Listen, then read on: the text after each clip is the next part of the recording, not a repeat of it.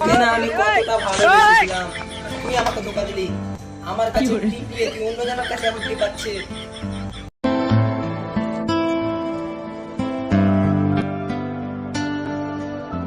এই তুমি এখানে কি করতে এসছো?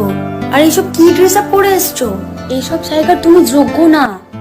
এটুকু সেন্স নেই তোমার? কি বলছো তুমি এসব? শাট আপ, এখান থেকে বেরিয়ে যাও।